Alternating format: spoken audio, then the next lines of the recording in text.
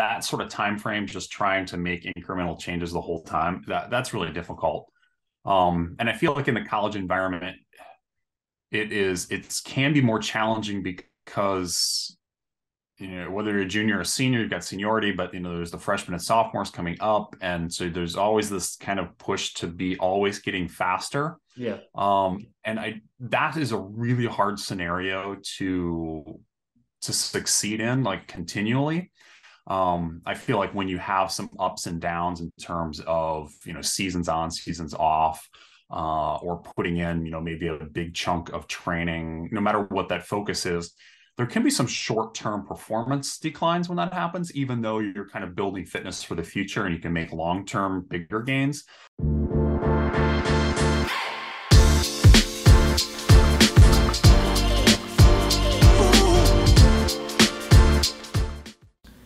Did you know that we each lose a different amount of electrolytes in our sweat, largely based on our genetics? That means that there's no one-size-fits-all perfect sports drink for everybody because we each have unique needs. That's why we at Solpre developed the Sync Hydration System, a series of sports drinks to help match you with the personal level of electrolytes that you need. If you'd like us to help you match with your perfect sports drink, go to solpre.com/hydration-quiz. That's solpre.com/hydration-quiz. Welcome to the Smart Athlete Podcast. I'm your host, Jesse Funk. My guest today is a cyclist and, as he described himself, kind of a hobbyist in cross-country skiing. He's done many sports throughout his life, but has a big emphasis in cycling. He has his master's in education and student development. He's also a candidate for his master's in exercise physiology. One of those rare people that ends up with a double master's somehow, and puts us all to shame, or at least me. He is the coach and founder of Develo Coaching. If you've been around with the podcast, you may have listened to this episode, but he's the coach of Alexey Vermeulen. That was episode 165. If you want to listen to that after this one, welcome to the show, Lucas Wall. Oh, thanks for having me. It's great to be here. Yeah. Thanks for joining me. Thanks for the clarification about Alexey. As I was doing my research on you, like we were talking about before we got recording, but the listeners are privy to this. I saw kind of like some kind of connection with Alexey, but my assistant didn't officially like tell me anything. So I was like, there's something there, but I wasn't sure. So maybe the question I want to start with is, how did you and Alexey get hooked up? And maybe like, how do you find clients, period? I always kind of wonder how that works. Like I found my coach kind of word of mouth. And I just wonder how different coaches like develop their stable, so to speak. Yeah, and I think that varies for a lot of people, but my experience is just working with local cyclists. And so I got connected with Alexey through our club, working with the junior program through the Ann Arbor Velo Club at the time. And that just kind of grew into working with him individually. And then that's where a lot of my clients have come from, some directly through the club, some through references of other athletes. Alexey has helped to drive traffic to me over the years for sure. Just having been road, mountain bike, gravel, and having good success there. That's great word of mouth. But then some of the other people I worked with too. So yeah, a lot of it has been word of mouth. And I feel very fortunate being in Michigan, and there aren't a ton of cycling coaches. I know people who are in the San Diego area, and I have family in that area.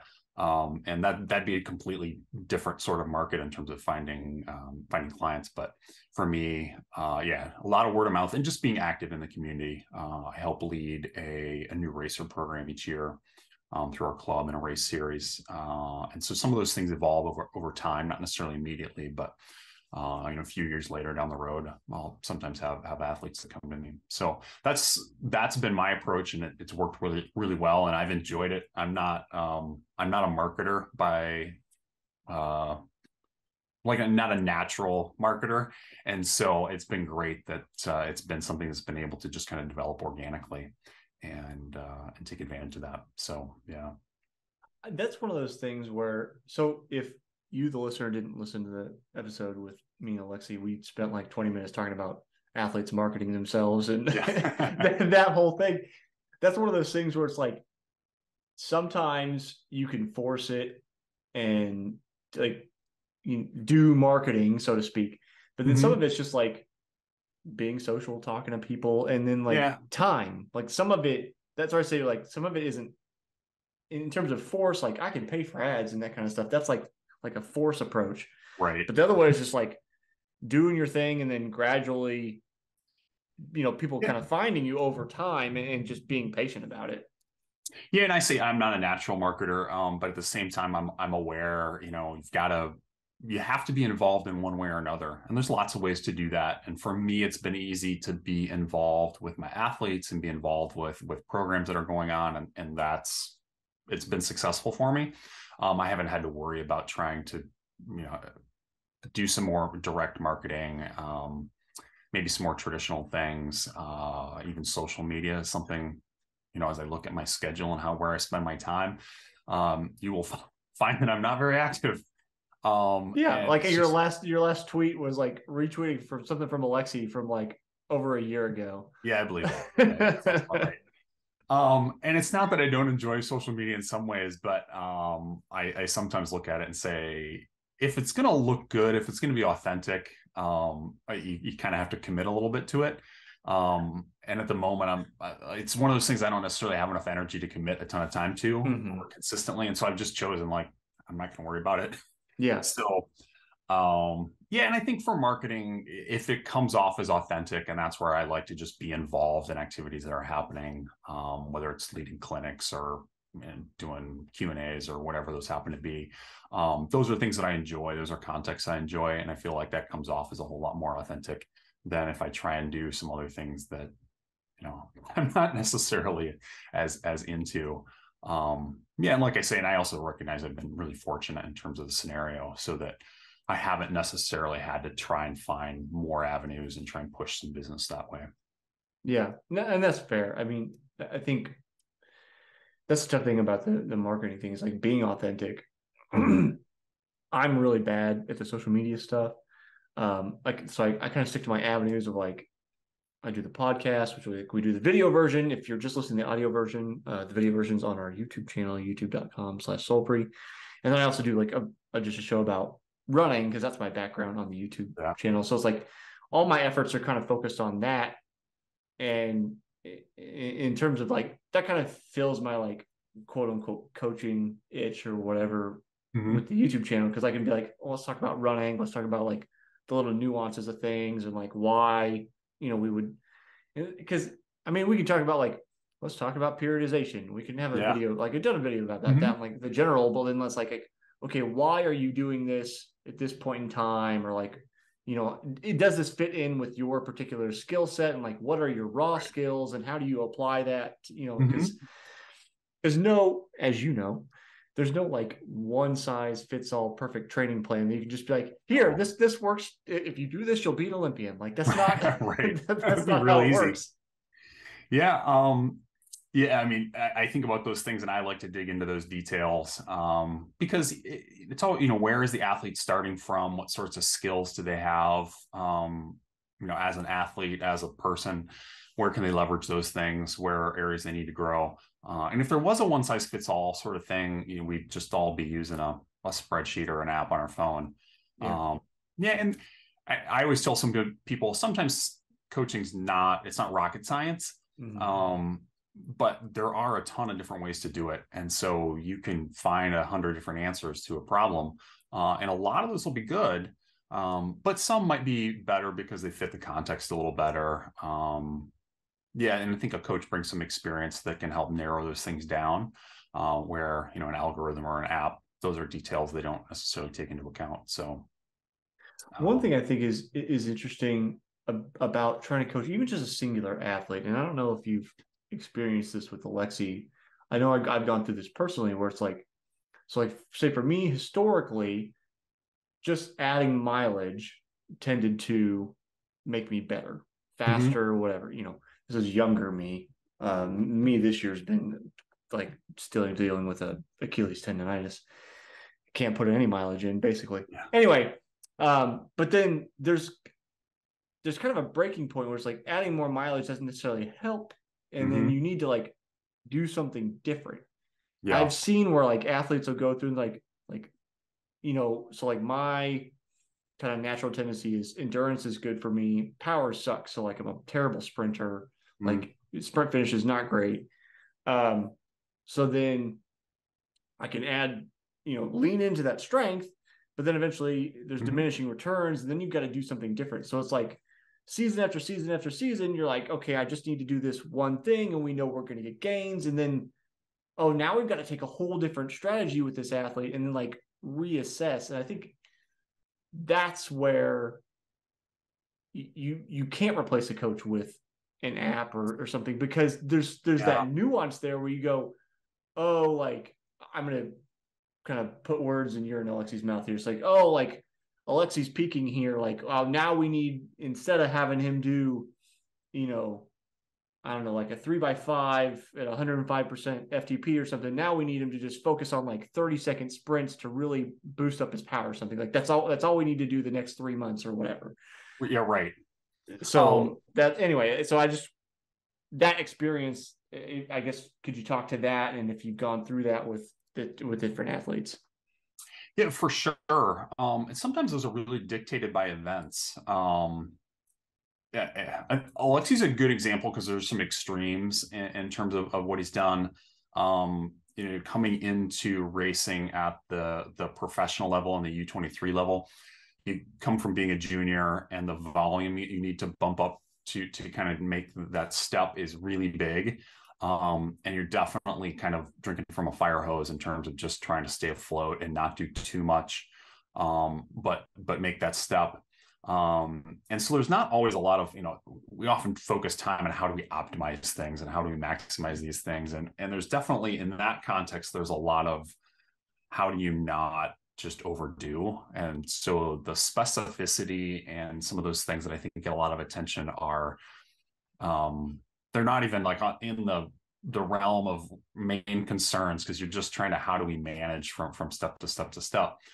And then kind of once you make that step, then it becomes a little bit more of how do we optimize things, and how do you do some training that's going to be more focused on events. And then having worked with him for more than a decade, the types of events he's focused on, the types of race calendar he has changed quite a bit. On the road, you do a ton of events, every weekend, often 2 races, sometimes midweek, stage races, things like that. And now I can't remember how many races he did this last year, but let's say I think it was maybe 15 to 18. And a few of those are pretty low key, sort of, they were in the neighborhood and they were fun. So, kind of a dozen main events, let's say, for the year. And for this past year, there was a series, the Lifetime Grand Prix series was a big focus. And so instead of peaking for one single event, the goal was to kind of spread that more over a season. And so the type of training that we did was intended more to kind of span the season rather than hit a couple peaks. But at the same time, it's front loaded with Unbound, which is, a 10-ish hour event, depending on conditions for the elite riders. And then the season ends with him doing events like Schwam and then Iceman. They're like 90 to 120-minute events. And so the first part of the year is very much focused on endurance and volume, and trying to make some gains there. And then fortunately, they weren't jumping between long and short events in the Grand Prix, because then it made it easier through the year to then transition to doing some more speeds, to do some more focus, to look at some of the things that maybe he was just struggling with in events. And those are often the efforts like those, 30-second sprints or something, where you don't have time. I mean, you have time, but energy isn't really a good fit for that sort of training when you're also trying to prep for an event like Unbound.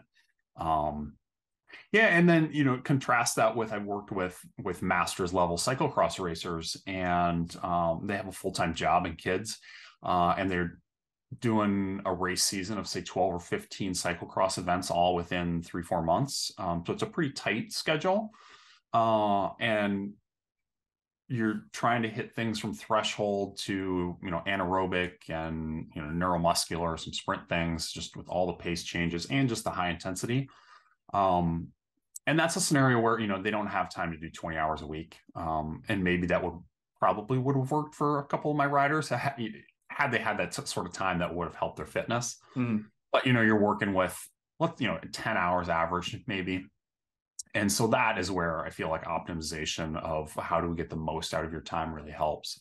Yeah, and sometimes that's what are the demands of races, but then learning that athlete, I had an athlete that if we did certain things with him worked great. If we tried, but he was not an anaerobic sort of guy. So we worked on anaerobic, seeing if he'd respond, really didn't respond. And so we found that time was really just best spent on his strengths, because training some of his weaknesses didn't make a big impact, but then took away from some of that energy that could go into maybe threshold or FTP work.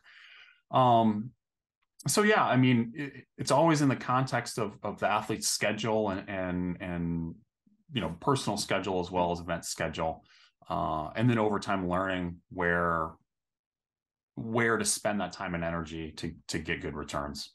Because for some people, you're going to put time and energy in and they're going to respond, and for others they'll respond in some areas but not others, and that's just kind of the process of experimentation. So yeah, I think that's always like the tough part. And I kind of talked about this before, is like figuring out where to spend that time. And then, like I said, knowing, like, do you lean into the strengths or you try to shore up the weaknesses, because you don't, like, one of the things like my coach in college would say is that, so I like to do the 5,000 and I wanted to do the 10,000, got injured and didn't end up working my senior year. But as we were getting ready for the event, and training for it, he's like, the world record holder for the 10,000 still, for the last lap, still went like 53 seconds or something, like all out moving last lap. Like that's its fastest lap.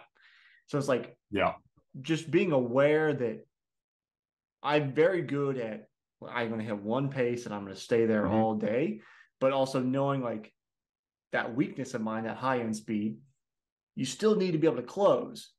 Right. So then it's a decision, like, where do you spend the time? Do you spend time on that like steady state, like, oh, we're just going to work on just hitting that pace all day? Or do you spend a bulk of time really working on that close? And this is all like in my case, obviously. Right. But it's, and it's all time constrained. Like everybody's always getting older. There's this season's always closed. Like, it's a gamble. And I think when you have like the history, like you do with Alexey, I think there's some ability to make pretty educated guesses about, like, okay, we know he responds in this way or doesn't respond in that way. And we know, okay, he's getting older, so we probably need to take these.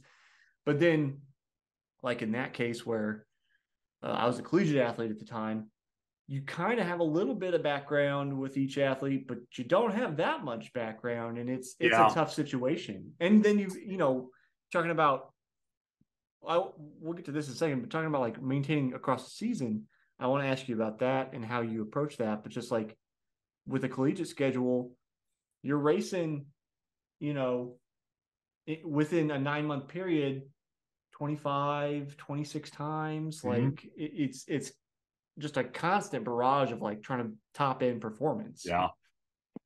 Yeah, and that's hard to do. That sort of time frame, just trying to make incremental changes the whole time, that's really difficult.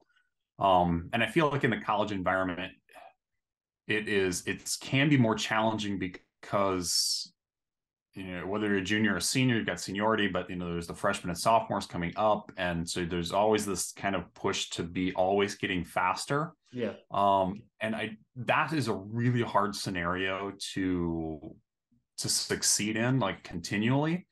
I feel like when you have some ups and downs in terms of seasons on, seasons off, or putting in maybe a big chunk of training, no matter what that focus is, there can be some short-term performance declines when that happens, even though you're kind of building fitness for the future and you can make long-term bigger gains. But yeah, when you have that sort of just incremental, continual competition, that can be really difficult in terms of finding that steady progress and maintaining that. Yeah, because I feel like the peaks and valleys aren't as accepted in that sort of context. Yeah. It's like you always need to be on a peak. And then Yeah. you end up injured, and then you're like way down in the valley. Which, and it's yeah, and we know that you can't always be on a peak. I mean, that's not realistic. So, yeah, and to some degree, that's what pro cycling is like a little bit. I think we have this idea that the pro cyclists peak for their events, but that typically is the top guys on a team. A lot of the rest of the guys just need to be in shape for a lot of the year, because they're helping out at this race and that race, and they don't have the luxury of really, really focusing on events.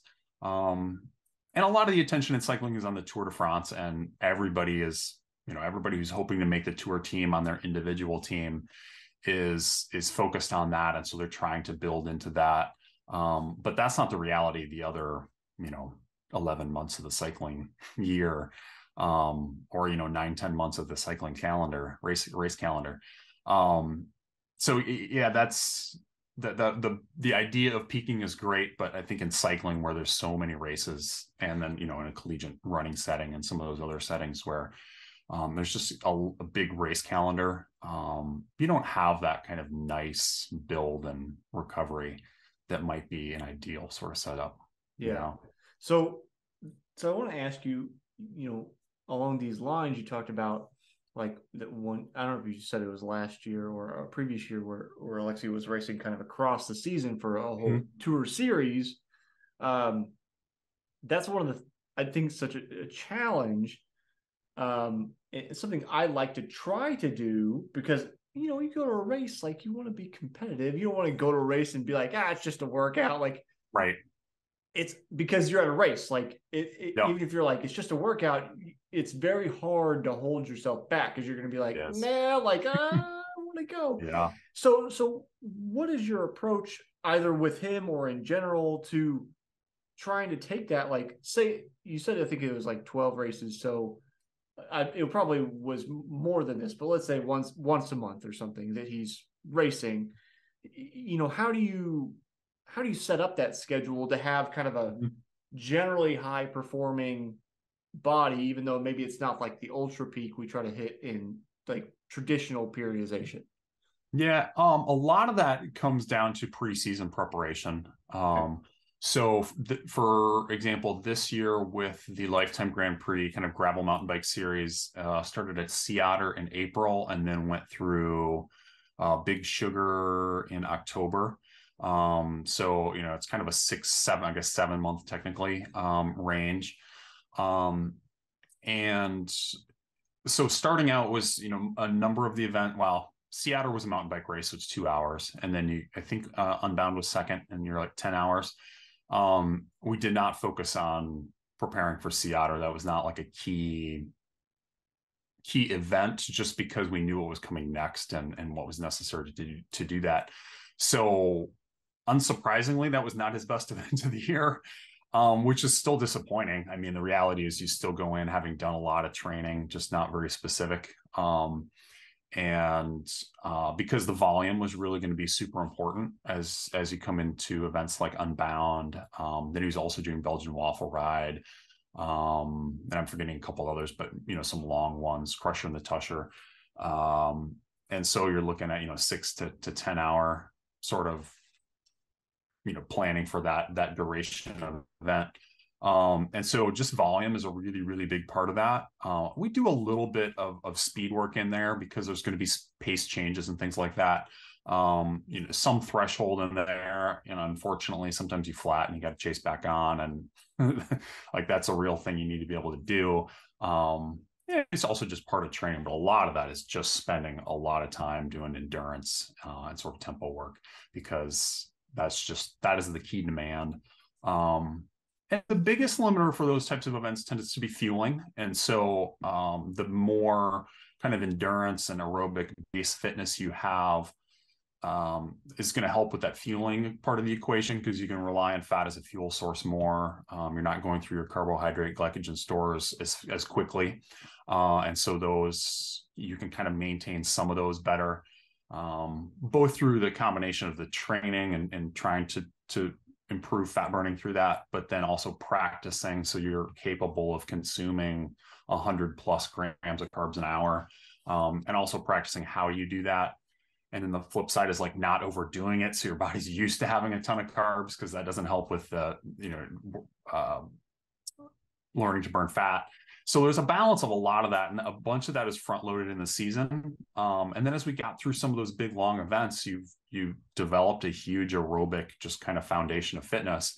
And then it was easier to focus on doing some intensity. So as he's starting to get to some of the shorter mountain bike races where there's just a lot of natural variation and high intensity portions of those sorts of events, then we added that intensity, dropped volume for sure.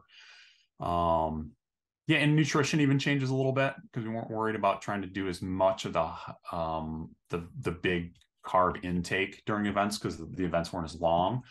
And so we're still trying to maintain a big part of that aerobic, fat burning sort of fitness, because he's doing this multiple years. And so trying to keep that in mind, setting him up for the future. So yeah, there's a lot of kind of ebbs and flows from the type of training he's doing, but also the fueling that goes into that. And it doesn't always perfectly balance. Like I said, for Seattle with the mountain bike race, I mean, he raced. There are things we could do better, this coming season, with that. But yeah, there's a little bit of a give and take that happens with all of it, for sure. So one thing you said reminded me of, I spoke with Ironman great Mark Allen back on episode 131. And when he and I were talking, we were talking about, we'll say, the Norwegians and kind of the upcoming big speed changes in long course triathlon. And we were talking about how a lot of the physiological components between some of these athletes are pretty close. Maybe one's a little bit better at one discipline than the other, but when it all averages out, they're getting pretty close to being about the same time. And one of the big differentiators that he had suggested, or we talked about, was the fueling strategy and figuring out how to kind of optimize the body for fuel. I think in particular, we talked about how we were talking about the project sub 7, sub 8 that was going on and that happened this year, and how fuel is the kind of ultimate biological limiter. There's just a certain point where you can't make your body digest anymore. That's all it can do. You can't make the cells work any faster. Right. So I was just kind of curious how you guys work on the fueling strategy. You're talking about working on optimizing fat burning for fuel over just a strict carb. There's some training component to that. So how do you approach that? How do you tweak it for various races? What's your kind of philosophy in that direction? Yeah, from a training standpoint, and how do we focus on burning fat as a fuel? That's how much volume, consistency in the training, and then the intensity that you're using. And so high volume, really consistent with the training day to day, week to week, for those periods, and training intensity kind of in some of the common cycling zoning training zones or training levels. You're at an endurance or zone 2 sort of level, and even oftentimes kind of low in that. Then the goal is just you're really fueling almost all of that activity through aerobic respiration in the cells. You're not varying pace a lot, and so because with those variations in pace, your body makes up those quick changes with anaerobic fuel, and so you're creating more lactate, and which is using glycogen to do that, and that gets recycled, and that's that is also a part of training. But you don't want to be relying on the glycogen to begin with. You really just want to be focused on how do we get the most fuel coming from fat burning as you can, and so that's just big volume, steady pace is a big part of that, and because that typically takes the longest amount of time for the body to adjust, and the enzymes, mitochondria, blood flow, all those things tend to take longer than some other adaptations that can happen. And you're really looking for a number of different changes that are happening. Whereas, if you're trying to develop,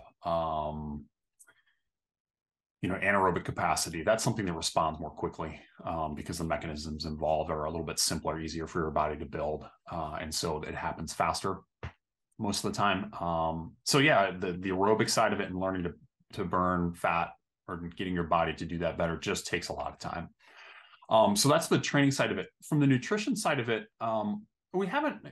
Alexey in particular is good at having generally a good solid quality diet. So that's something we haven't necessarily focused on, but I do think that's important. When you're doing a big volume, you're going to have a big contribution of carbs to that diet, just to process all of that. At the same time, you need to make sure you're getting in plenty of protein and some fat in that diet. You're looking to burn fat. Hopefully some of that is coming from your diet, not just off of your body stores.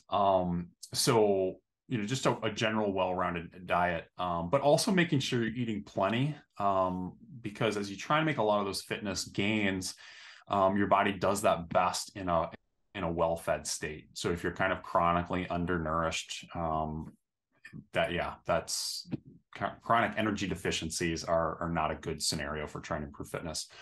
And then on the bike, we kind of train the high carb things roughly once a week, maybe closer to once every 10 days. And so that's something that has to be done over a long time. Alexey came in with a lot of experience in terms of eating on the bike. And so that was a pretty easy process for him. Mm-hmm. But we were conscientious about it and trying to do it in steps and make sure you're not getting, gut rot and some of those things that can happen.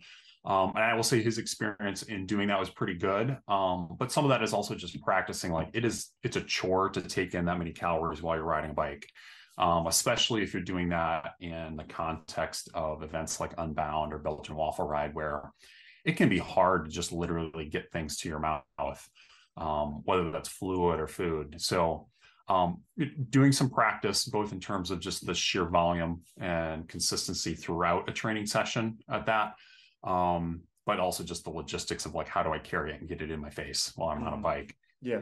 So yeah, we definitely practice that. If you practice it too often though, then your body starts to get used to having a lot of carbs available and it wants to burn the carbs because you get more ATP out of each, right, per units of oxygen available when you burn carbs as opposed to fat or something else.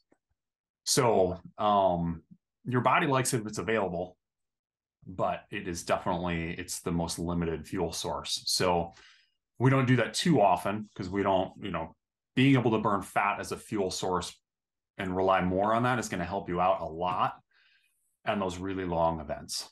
So you got to train so your body can absorb it, making sure you're using good combinations of carbohydrates. Because if you're trying to do that all through, glucose sort of thing, the channels that absorb it through your gut into your bloodstream are limited. So if you're using different types of carbohydrate, then there's different channels that absorb those. And so you can get more in an hour. So, we're trying to adhere to all those things. But yeah, ultimately how much your body can process is really a big limiter. And if you're out of, glycogen or really depleted, not necessarily zero, but pretty depleted, the intensity you can maintain is about 50% of what you could before. So that's just a huge decrease. And, I'm definitely not the first to the kind of high carb intake on the long events. But as I started seeing that, as just kind of quick run through the numbers in terms of, if you're able to take in this many grams of carbohydrate, that's X number of calories. Here are the kind of rates of calorie usage that somebody is doing in an event. That lines up with power output this way. If we can bump that up, how does that compare? And you're looking at, significant differences, not necessarily huge all the time, but sometimes 15, 20 watt differences in terms of what's sustainable from an energy standpoint. And over the course of an event like Unbound, that goes from like front group to, second group. That's like top 5 to top 25. And maybe even a little further back. So that's a significant difference. And then, Alexey this year had a flat and had to chase back on at one point. And those are the sort of scenarios where you don't get to optimize your pacing in the race. You just, you got to go hard. And so you do sometimes have those scenarios where you're going to use more glycogen, because that's what the race demands. And so, so, we try and prep as best we can so that then you've got a little bit of room to play with, because races happen. So, before we start to wind down, I want to ask you, kind of specifically in the fueling department. So this is I'm well out of my big triathlon training, but like, this is one of the struggles I had with cycling. Is number one, just the amount of time you got to spend to be good at it. And I was never great at that. So like my longest rides, I'd go out, on the height of my training years ago now, it'd be like 5-hour ride, somewhere around 80-ish miles or so, 75, 80 miles. And, I could take gels with me, but then it's like, you can eat gels the whole time. Like, not the whole time, but just like, is your main fuel source. Yeah. Do you do that? Do you take like salty crackers? Do you take a sandwich? Like, what do you take with you? So I'm kind of curious what or Alexey, however you want to approach it. I'm picking on him because he's been on the show and coach him, but how do you kind of approach that literal like fueling choice? Like, what are we taking with us, say on long rides? Or I would not assume you're going to like pull a peanut butter and jelly sandwich out of your pack during a race, but maybe I'm wrong. So like, I'm curious how you approach it. Yeah. We talked about the whole fueling aspect just being a key limiter, and it really is. And one of the challenges is getting it in your face consistently for, at an Unbound, you're like a 10-hour sort of thing is what I always have in mind. For the elite rider, sometimes it's a little faster, but you still kind of always have 10 hours in mind because sometimes conditions are terrible. And that cannot be, sometimes that's not a big deal, especially if you've been practicing for hour 1 and 2 and 3 and 4 and 5. The trick is that like around hour 8, hour 9, you can be really, really, really sick of it. And so part of the practice is, what do you like? What can you tolerate? Can you tolerate this for, a couple of months of preparation? That's usually a pretty good indicator that you're not going to be sick of it by the end of a race. And then some of it is recognizing, is having that plan and, for your race, here's what I'm consuming, here's where I'm getting it, here's how I'm trying to get it in.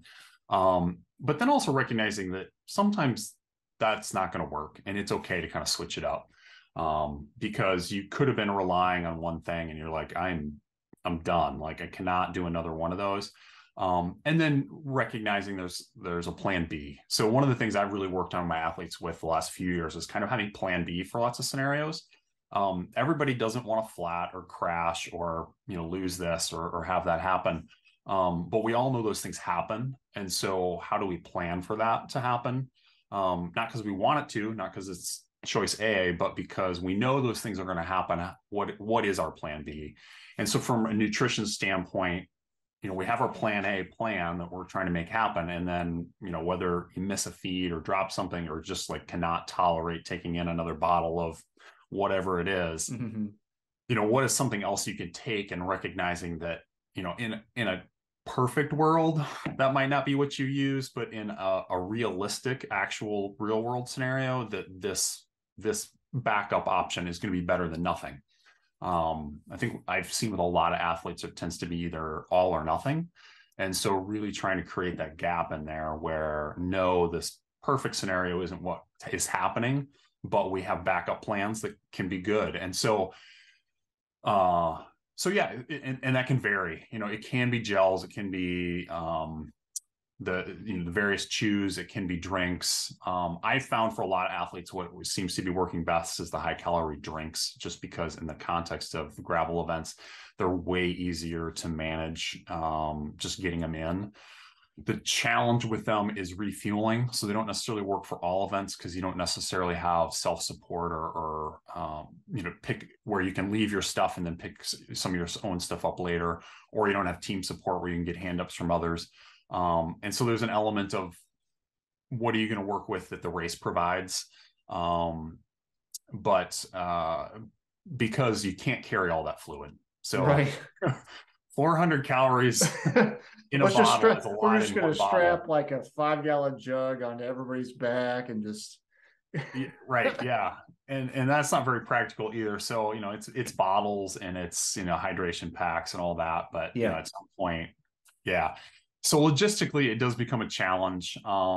And sometimes necessitates that then you have food, even though that might not be your preference, just because that's the only way to be able to carry enough stuff, either between checkpoints or just because it's essentially all self-supported. Uh, yeah. So it does vary. But for the really long events, people are mostly finding the high calorie drinks are the most convenient because it's the easiest to keep up with. Otherwise, it's like food wrappers and other stuff, and like trying to take bites and chew, and yeah, it's just hard. In training, sometimes that'll vary because people want a little bit more variety. So Mm-hmm. we try and practice some of the race foods in training, but sandwiches and aren't unheard of, and yeah, and I think that's fine. Um, yeah, again, sometimes we focus on what's perfect or what's optimal. And sometimes there's an element of how do we keep it realistic and sustainable. And yeah, and not the environmental sustainability, but just kind of the sustainable habits of Mm-hmm. training and racing. That's a huge thing I work on with athletes, just because if you're really into the sport, there are a lot of things that we do that are kind of excessive, and they're not things you can keep up throughout a season or over the course of multiple years. And so, how do we balance other things? And sometimes that's as simple as nutrition. Sometimes that's, how do we balance in other parts of life? But yeah, you can't always go with optimal because it's not always practical to keep that up forever. That's fair. Yeah. Um, More questions I could have, but we'll Yeah. start to wind down on time here. Lucas, could you listen to the episode with Alexey? But I ask a question of each guest for entire year. So you're one of the last, almost the last guest. Next week, my recording will be the last guest for this season. To round out this question, so the question for you now is: how do you celebrate your wins? How do I celebrate my wins? Um, I think one of the things is that I don't often celebrate my wins enough. As a coach, like I'm invested in my riders doing well, but at the same time, I recognize they had to make it happen. So I'm always a little bit detached from their success. Um, yeah, I think maybe the most concrete example of celebrating my wins is the season Alexey went to the world tour. I bought myself a new desk, which is still a desk I use. And that was kind of a recognition of, I may never coach another athlete that rides at the world tour. And I also had a couple other athletes that had really good seasons that year. And so it was part like, I may never have a season like this again as a coach. So occasionally I'll pause and do that. But sometimes also like a cyclist, you're like, yeah, and then you move on to the next thing because there's another race, there's another thing happening. And so yeah, I would say I probably don't celebrate those enough. In the moment, I'm like, oh, that was exciting. And the next day, it's on to the next thing. I guess in my coaching hat, I would say, yeah, you need to pause at least at the end of a season and like look back on all the things that happened. And yeah, sometimes we measure ourselves too much day to day as opposed to taking a big picture look at it. But yeah, the desk is sometimes something that I think about, and I'm like, that's why we keep working, and it is good to have some reminders that sometimes it goes well. I think that's kind of an interesting answer to it because the desk is a tangible thing, and I think generally, I would discourage people from be like, "I'll buy a new thing" or whatever. Like, but in some of the cases, like I think if I look back, it was like with triathlon training, for any long time listener know that like I didn't end up getting my pro license because I crashed and the whole thing, but just like as I developed, it's an expensive sport. So it's like as I got better and kind of saw those wins and gains, then I would like upgrading gear Mm-hmm. and be like, okay, now I can justify like spending a little bit more and getting a Yeah. little bit nicer stuff. And so sometimes I think buying things is actually a good way to go Mhm. about it. Not necessarily like, I won that race, so I'm going to go take a $60,000 loan and get a Mercedes or something. Not like Right. that, but just like your desk is that's a part of your everyday work environment. Like it's in Mhm. some ways like me or Alexey, like being like, I'm getting a new bike or I'm getting new race wheels or whatever. Like it's Yeah. you're reinvesting in the thing that you're doing because you succeeded. So sometimes I think that's Yeah. actually a really good answer to that. And sometimes we have goals that other people don't see. I think it's easy to, if you get on the podium, there's some recognition in that. And your name's on that list kind of forever. And then there are other goals that we accomplished that nobody's ever going to know. Number one, that was a goal or that we succeeded. And so sometimes I do think it's helpful if we recognize ourselves in some way or other. And nobody knows about the desk. You're probably the first person other than my wife that knows about the desk. And so yeah, it's really for yourself. And I think it's good to celebrate those sometimes. Um, but yeah, I can't really think of anything else I've bought myself. But it was a reminder, sometimes it goes well, and it's good to recognize those, even if you don't have some sort of other recognition that happens. Yeah, no, it's good. Lucas, if people want to get in touch with you, they're interested in coaching, they have questions, any of that kind of stuff, where can they Yeah, reach out to you? the best place is through the website, old school website, which is develocoaching.com, and there's contact down there. Just go straight to me. It's probably the easiest way to find me. Yeah, and otherwise, if you're in Ann Arbor, spring training series every year we run. I'm out at the clinics helping with those. Um, yeah, and otherwise, I follow my athletes. So, yeah, get in touch with them, and They'll make it happen. yeah, right. Awesome. Lucas, thanks for hanging out with me today. Well, it was great to sit down, and always fun to talk cycling and coaching.